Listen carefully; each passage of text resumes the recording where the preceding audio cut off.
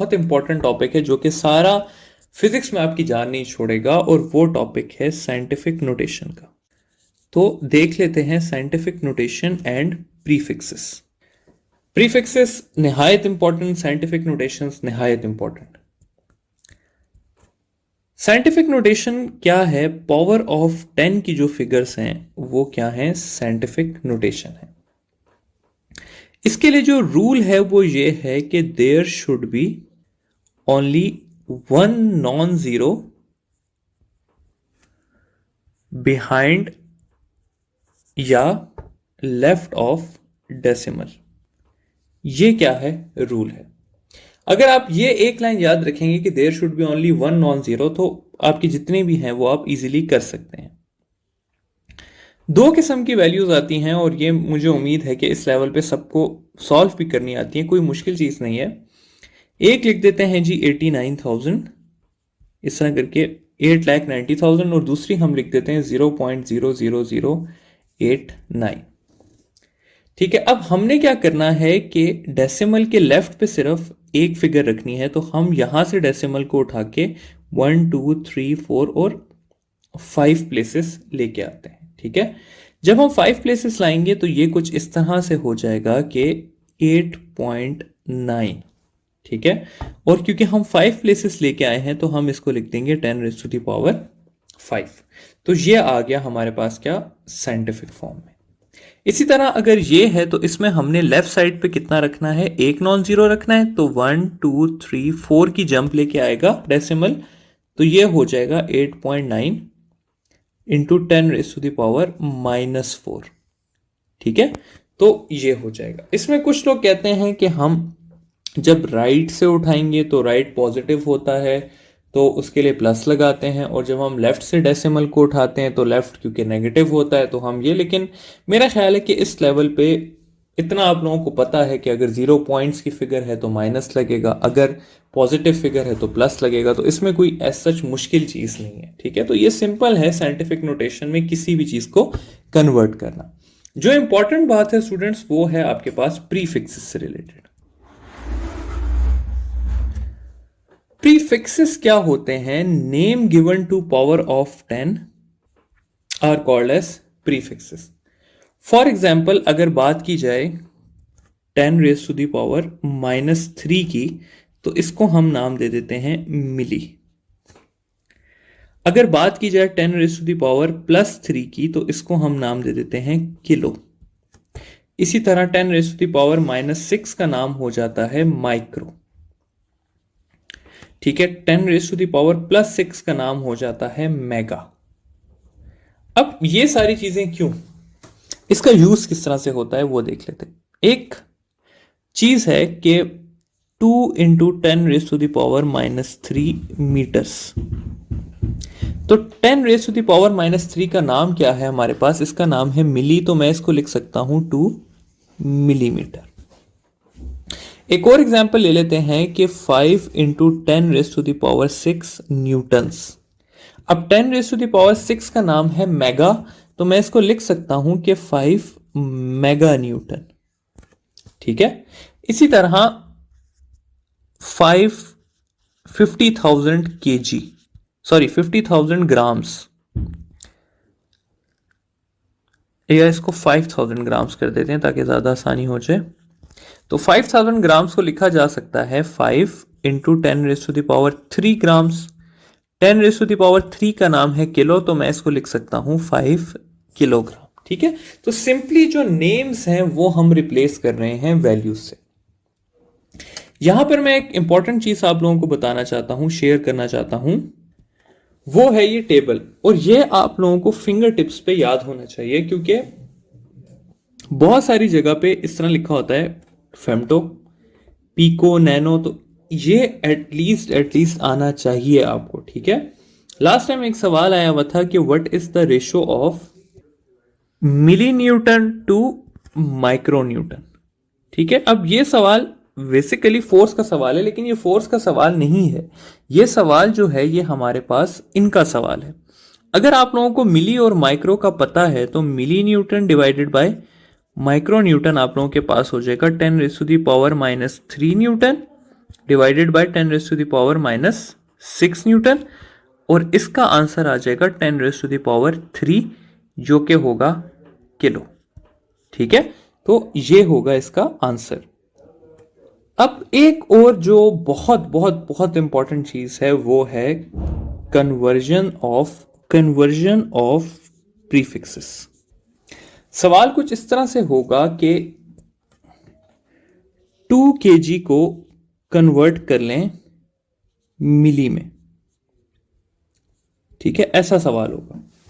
या सवाल होगा कि 5 मेगा को कन्वर्ट कर लें, मेगा कुछ भी आगे हो सकता है, यूनिट उसकी हम बात नहीं कर रहे, केजी में, किलो में। ठीक है, तो ये इस तरह के सवाल आप लोगों को आने चाहिए, क्योंकि इसके आगे कोई भी क्वांटिटी हो सकती है। पूरी बुक में जितनी भी क्वांटिटीज हैं उससे सवाल आ सकता है। लेट से यहां पर लिखा हुआ है कि 2 kg को कन्वर्ट करें मिली केजीज में। ठीक है, तो ये कैसे सॉल्व होते हैं? इनको सॉल्व करने का एक तरीका होता है कि आपने पहले स्टेप है क्वांटिटी को फुल करके लिखना है। तो 2 kg को मैं लिख सकता हूं 2 into 10 raise to the power 3 grams. Second step होता है कि जिसमें आपने कन्वर्ट करना है उसकी पॉजिटिव वैल्यू भी लिखेंगे और नेगेटिव वैल्यू भी लिखेंगे। ठीक है, तो ये आ गई पॉजिटिव वैल्यू भी। मिली ओरिजिनल क्या होता है -3, और इसकी ऑपोजिट वैल्यू होती है +3। अब जिसमें आपने कन्वर्ट करना है उसको आपने कट कर देना है। तो मिली ओरिजिनली क्या होता है 10 रेज़ टू द पावर -3, तो आपने इसे क्या कर देना है, कट कर देना है, और इन दोनों का आंसर निकाल लेना है। तो ये हो जाएगा 2 into 10 raise to the power 6 milligrams. ठीक है, तो ये है सिंपल क्या तरीका कि आपने किस तरह कन्वर्जन करनी है। अब दूसरी कन्वर्जन देख लेते हैं इसी तरह की। सवाल क्या है कि 5 मेगा को कन्वर्ट करना है किलो में। अब पहला स्टेप क्या है, ओपन करके लिखना। तो ओपन करके लिखेंगे तो 5 into 10 raise to the power 6 आ जाएगा। दूसरा स्टेप है कि जिसमें कन्वर्ट करना है उसकी ओरिजिनल वैल्यू भी लिखनी है। किलो की ओरिजिनल वैल्यू होती है 3, और उसकी ऑपोजिट वैल्यू भी लिखनी है जो कि होती है -3। ठीक है, उससे अगला स्टेप है कि जिसमें कन्वर्ट करना है उसको आपने कैंसिल कर देना है। तो हमने किलो में कन्वर्ट करना है तो मैं इसको क्या कर दूंगा, कैंसिल कर दूंगा। अगली चीज आ जाएगी हमारे पास 5 into 10 raise to the power 6 -3 which is equal to 3 kilo, ये आ जाएगा। ठीक है, तो इस तरह से जो है हम क्या करते हैं, कन्वर्जन करते हैं प्रीफिक्सेस की। आई होप कि ये जो कन्वर्जन है ये आपको समझ आ गई होगी। इसी तरह स्टेप वाइज कोई भी कन्वर्जन हो आप कर सकते हैं। यहां पे मैं आपके लिए एक लिख देता हूं कि आप लोग कन्वर्ट कर लें 5 मिली जाउल्स को किलो जाउल्स में। ठीक है, इसका आंसर आप लोगों का आना चाहिए 5 into 10 raise to the power -9 kilo joules. ठीक है, तो आप लोग सॉल्व करें, और अगर यह आंसर निकल आता है तो इसका मतलब है कि आप लोगों को यह सवाल समझ आ गया है। लास्ट एक और चीज मैं आपको बताना चाहता हूं, वो है कुछ इस तरह से, कुछ 3-4 क्वांटिटीज हैं। सबसे पहली क्वांटिटी है लाइट ईयर, सेकंड है हमारे पास माइक्रोन, थर्ड है हमारे पास एमस्ट्रॉन्ग,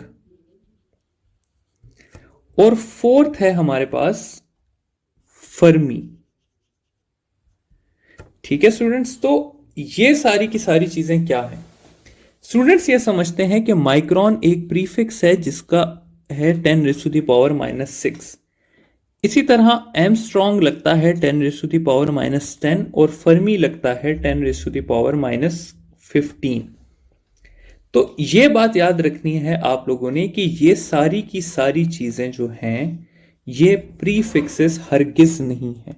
ठीक है, और लाइट ईयर मैंने यहां पर क्यों लिखा है, क्योंकि लाइट ईयर, ईयर से लोग समझते हैं टाइम।